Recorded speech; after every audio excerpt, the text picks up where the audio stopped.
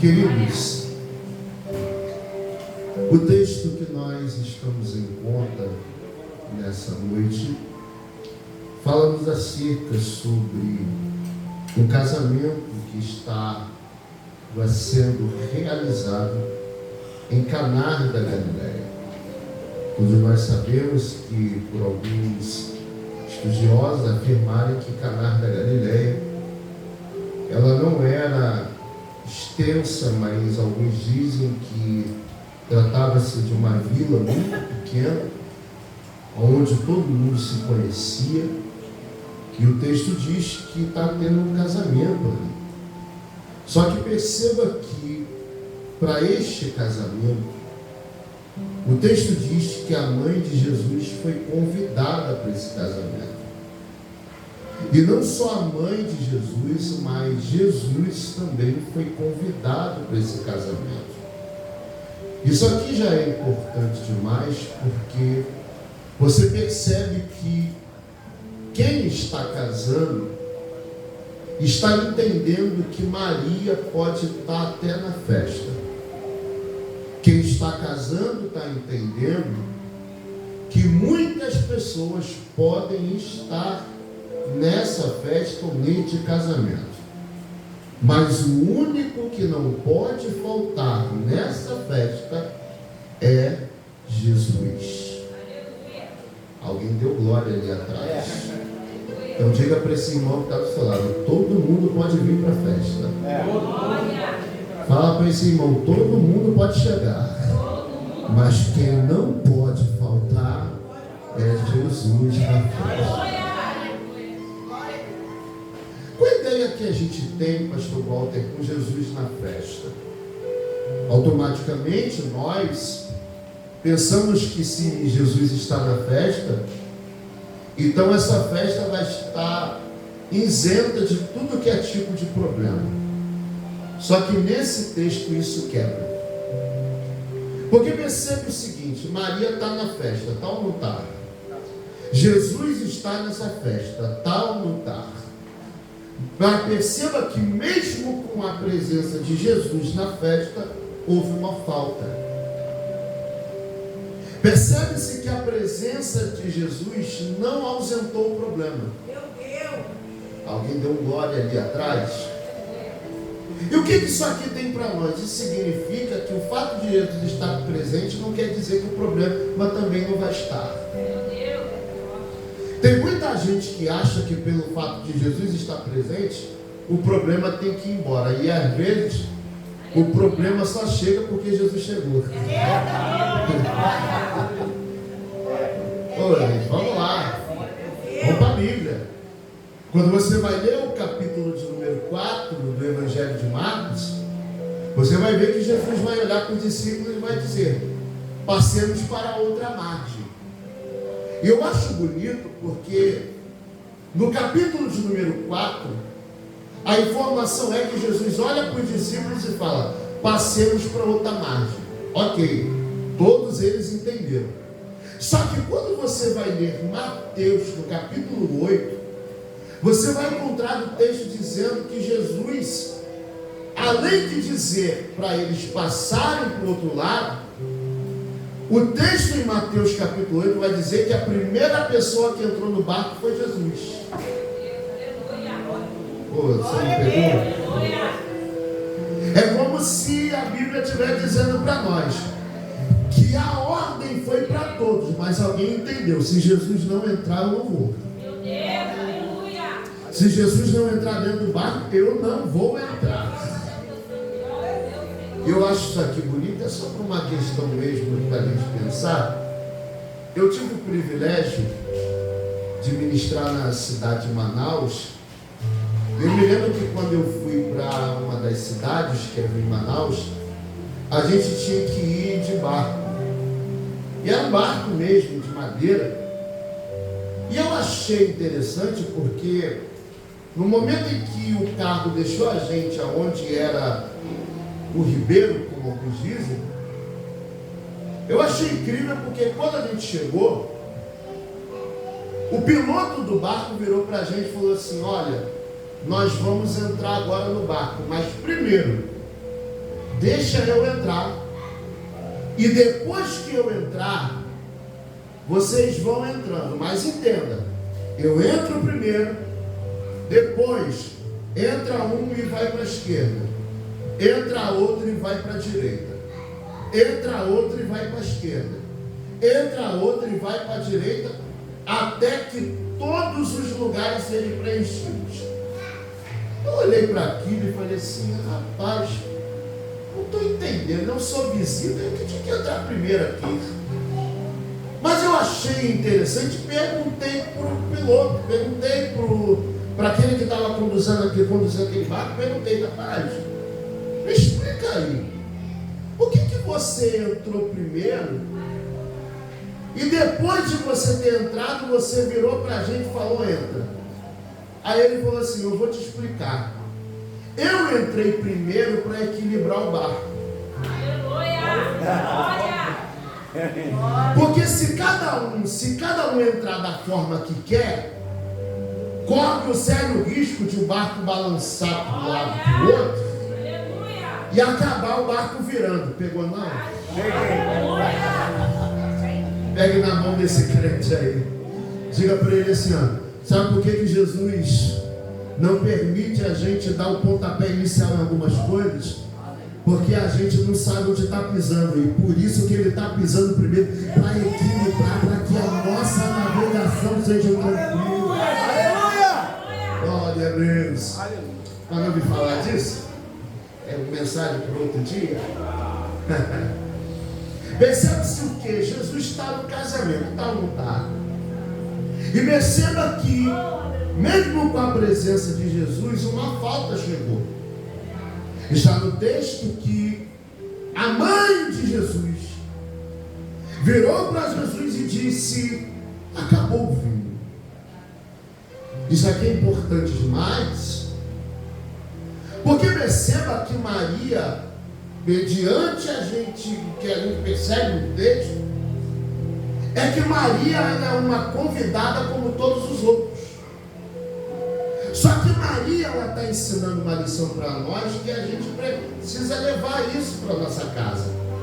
E que lição é essa? É que Maria entendeu. Não dá para contar problemas para quem não pode resolver. Maria entendeu, tem muita gente nessa festa, mas se tem alguém que pode resolver esse problema, é Jesus que está aqui. Glória a Deus. E eu guardo isso aqui, e lá vai uma lição para nós, que nós possamos preservar as Marias que Deus colocou perto de nós. Tem muita coisa que não ficou pior, porque teve uma Maria que entrou na nossa brecha, porque teve uma Maria que intercedeu pela gente. Oh, glória! Diga para alguém que está do seu lado: tem muita gente que só está de pé por causa da oração de uma Maria. Uma Maria que olhou e disse: eu não tenho dinheiro, mas a minha oração você tem. Eu não tenho muita coisa que você quer, mas o meu jejum, o meu propósito, você vai levar. Aleluia! Diga para alguém que está do seu lado: preserve a Maria que Deus colocou na tua vida. Preserve as Marias que Deus colocou no teu ministério. A gente só está de pé hoje por causa de uma Maria que entrou no momento mais complicado da nossa vida. Percebe o seguinte, que o vinho acabou. E vamos parar para pensar, por que esse vinho acabou? Naturalmente eu posso te dar 2 motivos por que esse vinho acabou. O motivo desse vinho ter acabado foi por falta de organização. Naturalmente, o dono da festa, ou quem estava encarregado da festa, preparou uma certa quantidade para a festa, só que acabou que o povo foi consumindo, ao ponto que o vinho se acabou. Essa é a primeira hipótese. O segundo motivo motivo desse vinho ter se acabado, possivelmente foi por alto consumo. O povo foi bebendo,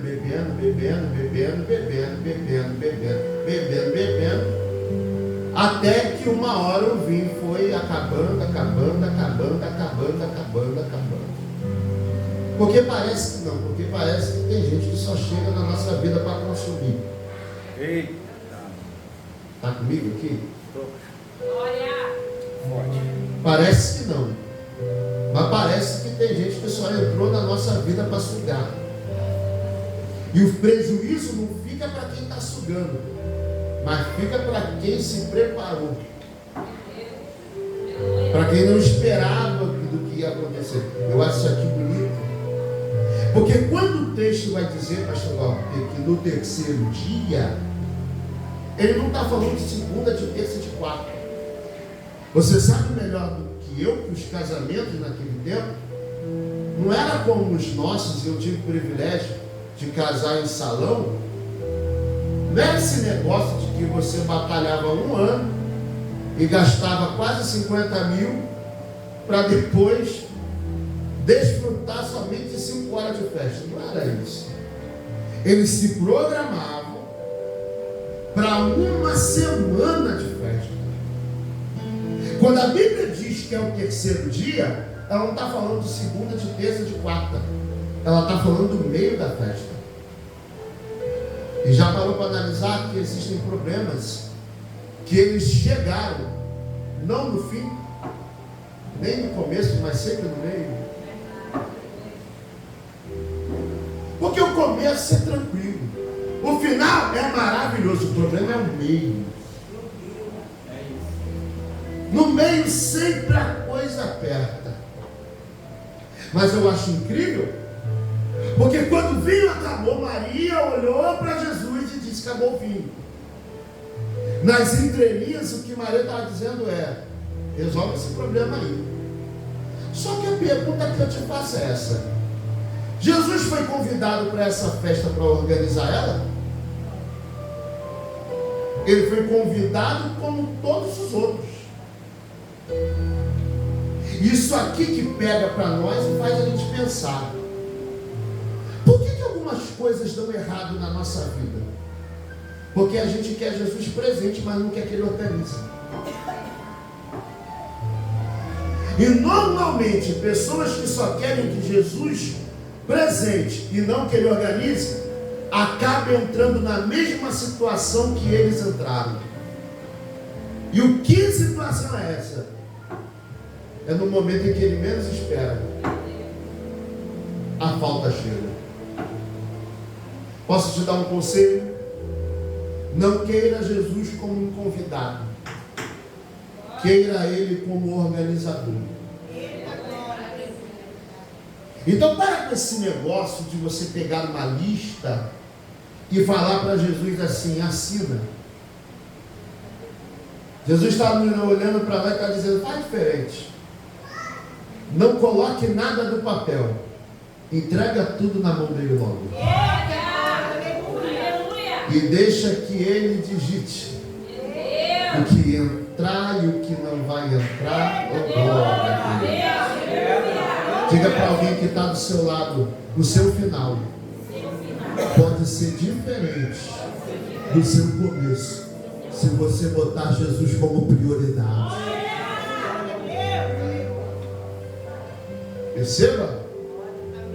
O vinho acabou. Jesus olha para Maria e fala: a mulher que eu tenho contigo, ainda não é chegada a minha hora.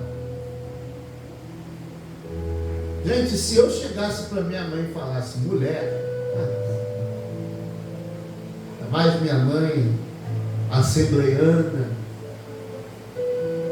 aquela mulher com disciplina rigorosa, minha mãe, no mínimo, ela ia só impostar a voz um pouquinho, a mão ia vir aqui atrás, e a gente já ia saber o resto da história. Mas Jesus não estava sendo desrespeitoso com Maria. Essa tradução mulher é uma tradução normal. Era como se ele estivesse dizendo: poxa, mãe, ainda não é chegada a minha hora. O que Jesus estava dizendo para Maria era o seguinte: eu não fui chamado para organizar, eu fui chamado como convidado. E agora que a coisa deu errado, você quer que eu organize? Pois bem, vou fazer na minha hora e no meu tempo. Porque na hora de organizar, não me chamaram, mas na hora para eu estar presente, todo mundo me chamou. Eita! Ah, lá vai doer um pouquinho. Mas diga para esse irmão que está do seu lado: se Jesus foi o teu segundo plano, você será o segundo plano para ele.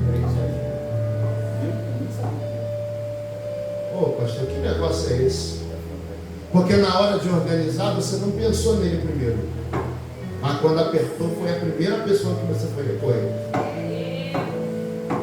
E aí Jesus está dizendo: já que você me colocou como segundo plano, espera um pouquinho, porque eu não vou fazer na tua hora. Eu vou fazer no meu tempo. Gente, não foi uma palavra muito agradável para alguém que queria resolver um problema com urgência. Mas eu gosto porque Maria, aqui foi revelado maturidade de Maria. Por quê? Porque ela não ouviu o que queria, mas olhou para os serventes e disse: faz tudo o que ele mandar. Por quê, pastor? Porque o fato de Jesus não ter falado o que eu queria, não me dá o direito de virar todo mundo contra ele. E nem contra a liderança. Deixa eu liberar, vai doer, mas vai sarar. Diga para esse irmão que está, talvez você não vai ouvir algumas coisas que você queria, mas mesmo assim, abaixa a cabeça e faz tudo que ele te mandar. A obediência não é revelada no meu pronto a servir. A obediência revelada é quando eu não queria ouvir algumas coisas, mesmo assim tem que obedecer. Eles não ouviram o que eles queriam. Maria não ouviu o que eles queriam, mas olhou para todo mundo e disse: faz tudo o que ele mandar. E está no texto que haviam 6 talhas de pedra. Quantas talhas? 6 talhas de pedra. Segundo alguns estudiosos, vai dizer que em cada uma daquelas talhas cabiam de basicamente, não dá para a gente falar um número exato, mas cabia basicamente de 60 a 120 litros de água.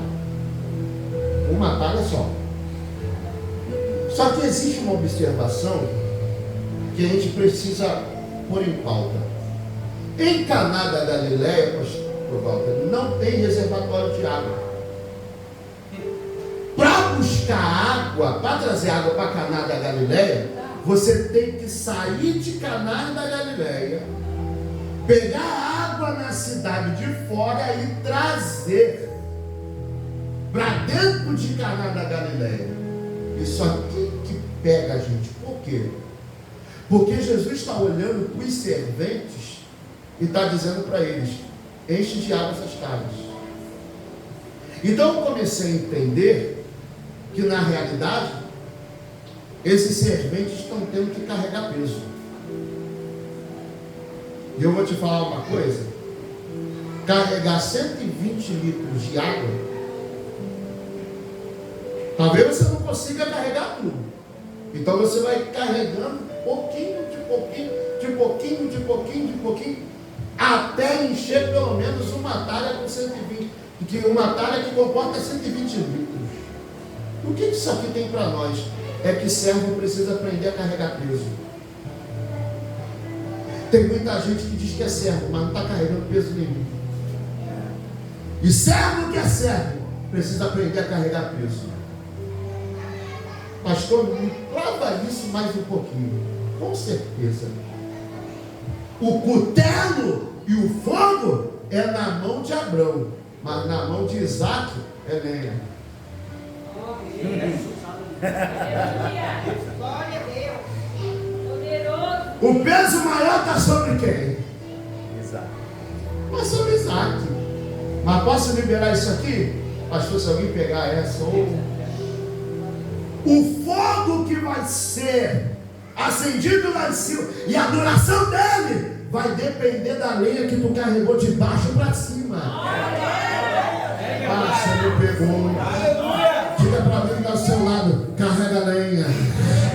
Porque o fogo que vai permanecer aceso lá em cima vai depender da lenha que tu carregou de baixo para cima.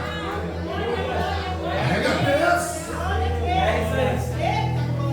Você tem que aprender uma coisa: o fogo, o cutelo, é na mão do pai e na mão do filho.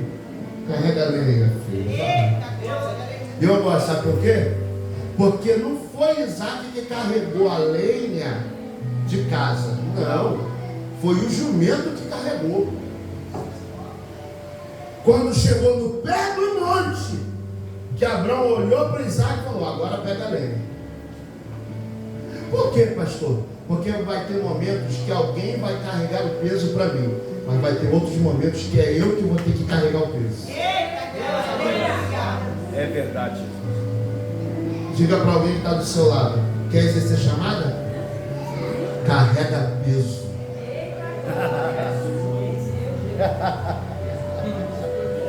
Ah, pastor, isso não está na Bíblia. Vem comigo. Parece que eu vejo os filisteus pegando a arca e colocando em cima de um carro. O peso não estava sobre os filisteus, estava sobre o boi que estava carregando a arca.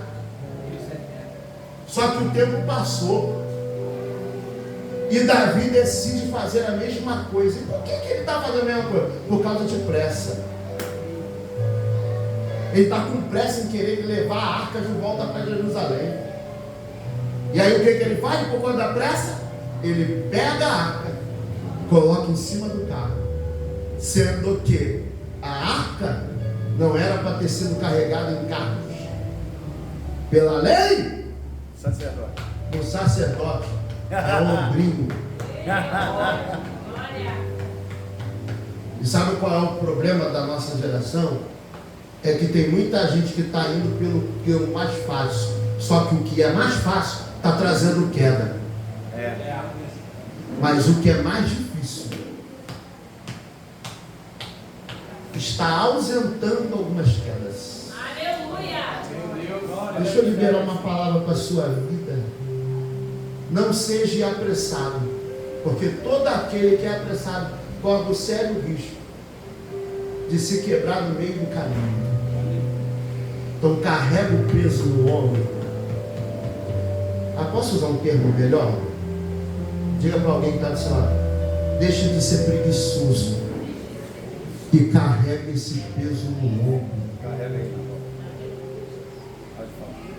Pastor, mas está pesado. Deus não perguntou se está pesado, Ele está mandando você carregar no ombro. É forte, hein? Eu estou pregando para a gente aqui hoje que está tendo que carregar o peso da chamada e está pedindo para Deus cortar um pouquinho o peso, e o céu está falando: o peso tem a tua medida. Não vou cortar nada. Deixa de ser preguiçoso. Carrega no ombro. Mas não está valendo a pena. Não está valendo a pena para você, mas o céu está dizendo: estou gostando. Aleluia. Quem quer trazer presença tem que carregar peso. Segunda,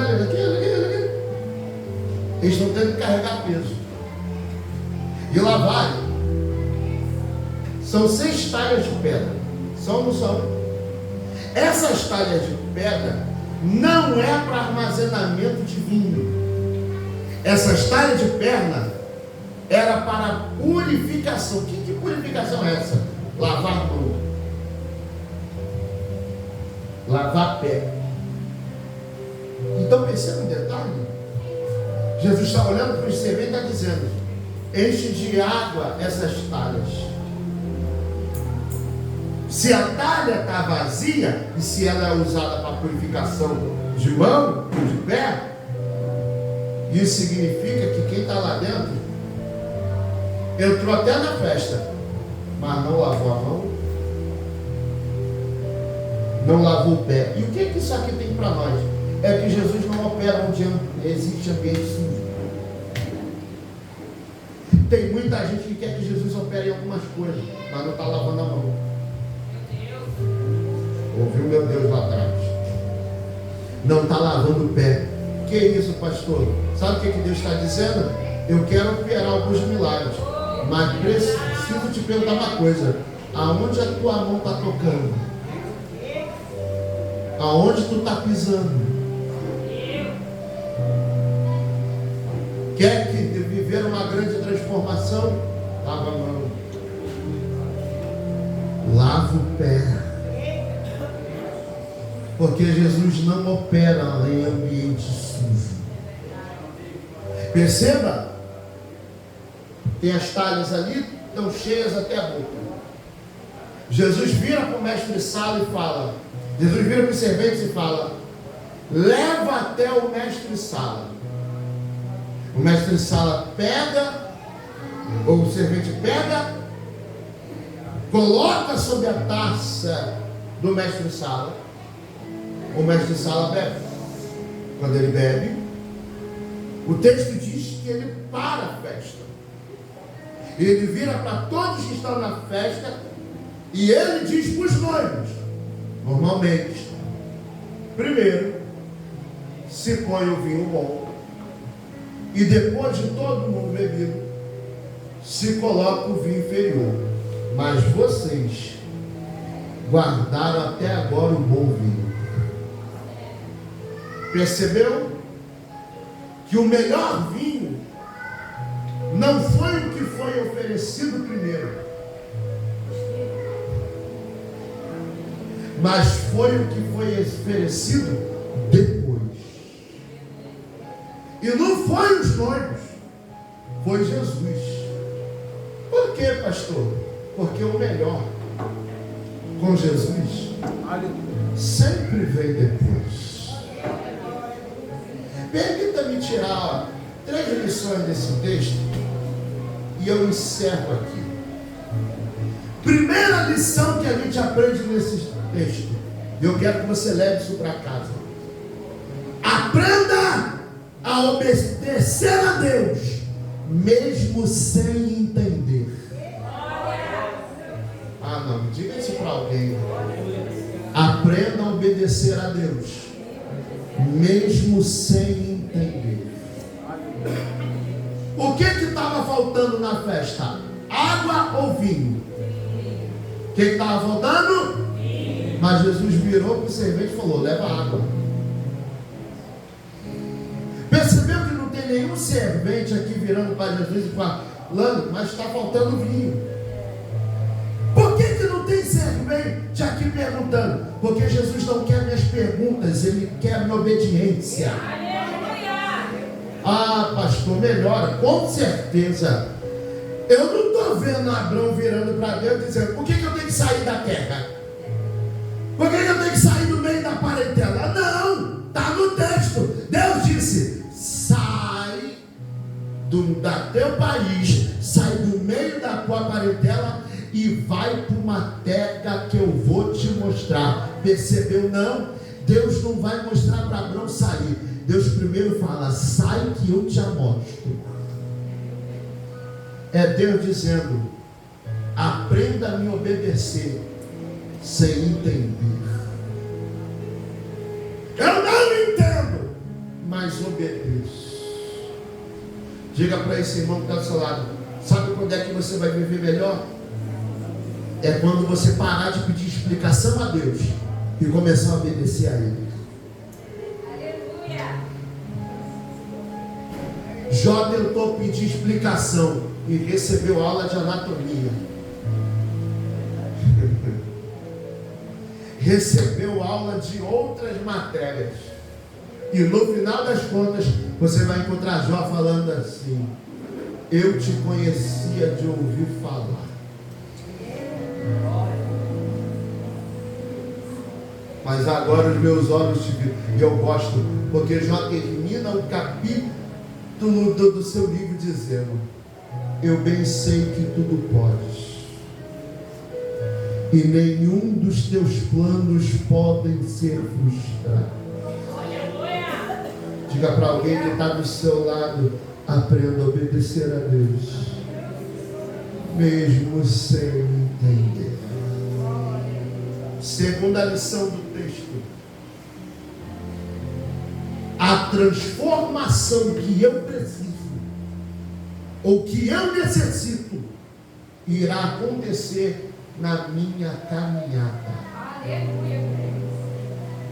Pastor, onde está isso no texto?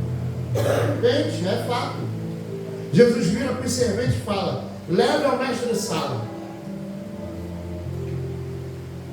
Quando é que aconteceu a transformação? Porque está no texto. Os serventes sabiam que aquilo era água. Mas quando chegou no copo do mestre de sala, já não era mais água, era vinho. Aonde aconteceu a transformação? No meio da caminhada. Pegou, não? É Jesus dizendo: a transformação que tu precisa, ela vai começar a acontecer no meio da tua caminhada. Então diga para alguém que está do seu lado: você não está vendo nada acontecer, né? E fala para ele assim: pois bem, caminha. Você não está vendo, mas tem algumas coisas se transformando. Poxa, você perdeu a oportunidade da glória. Pastor, melhora a profecia. Ezequiel 37. Enquanto eu profetizava, completo o texto. Foi quando ele estava parado? Foi quando ele estava descansando? Enquanto ele profetizava. O que é isso? Enquanto ele estava em movimento, profetizando. Oh, meu Deus, é isso. Ouviu-se um ruído. E depois do ruído, reboliço. E qual foi o resultado do reboliço? Cada osso se juntou no seu osso. Pegue na mão desse crente e diga para ele: se prepare. É no meio da caminhada que as transformações estão acontecendo e tudo está voltando para o seu devido lugar. Dá para você liberar essa palavra para a vida de alguém? Tudo vai voltar para o seu devido lugar. Ah, não, fala com autoridade. Eu vim profetizar sobre o teu ano de 2025. Tudo vai voltar para o seu devido lugar. Tudo vai voltar para o seu... Levanta a mão. E não só isso vai acontecer. Se prepare-se para viver um novo recomeço. Um novo recomeço. Levante o ideia.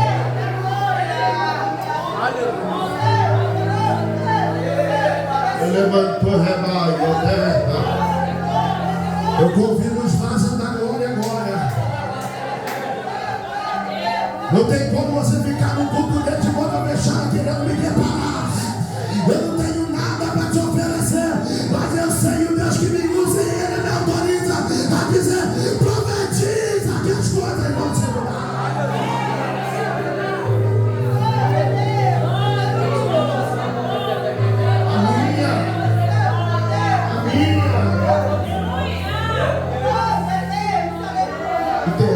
Você fica de pé comigo.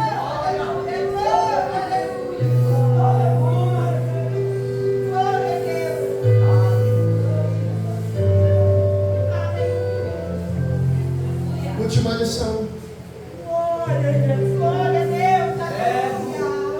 O melhor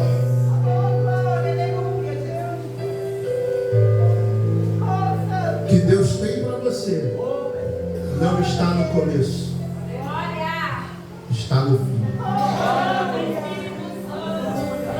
Posso profetizar? E tem gente que pode achar até maluquice, Mas eu quero profetizar que o teu final será melhor do que o teu começo.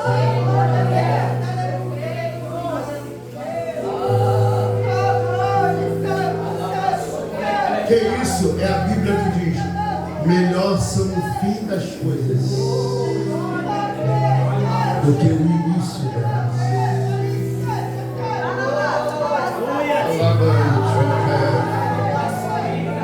Eu estou sentindo uma graça de Deus.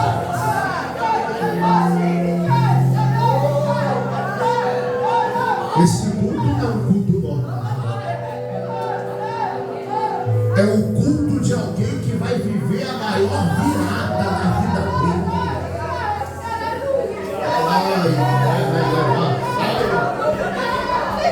Eu vou deixar você dar glória.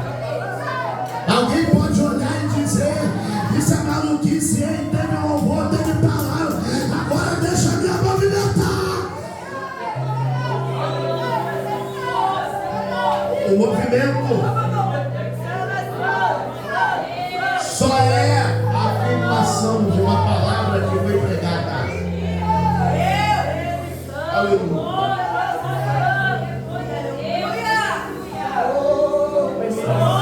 Eu termino profetizando para você.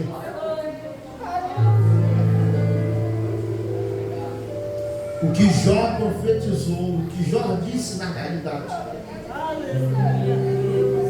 No capítulo 8, no verso 7, ele vai dizer: o teu princípio, na verdade, terá sido pequeno, mas teu último estado aumentará sobremaneira. O melhor com Jesus sempre vem depois.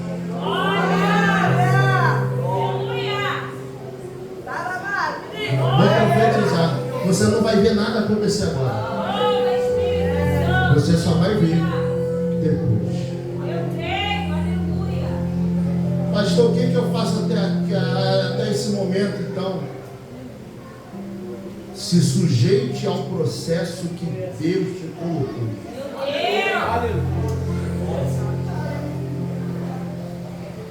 O teu fim desse processo depende do teu comportamento agora.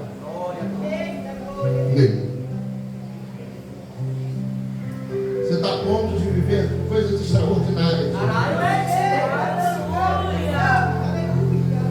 Mas diga para alguém que está do seu lado. É triste falar uma coisa, mas diga para esse alguém: não tenta pular etapa. Porque tem gente que quer viver o melhor agora, enquanto o céu está falando melhor no final.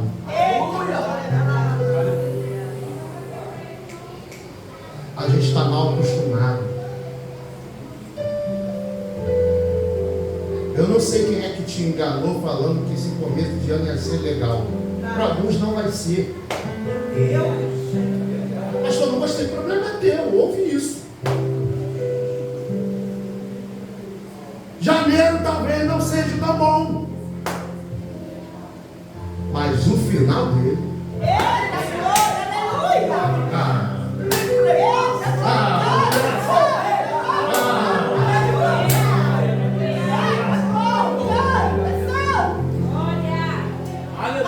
Pastor, até parece que eu tenho conhecimento de causa para falar disso. Eu tenho total.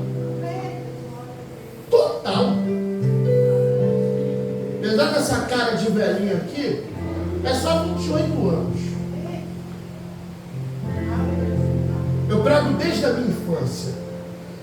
Eu vou te dizer, o melhor está no final de verdade. É quando todo mundo diz, não tem jeito, é a hora que o céu fala, é agora que eu vou.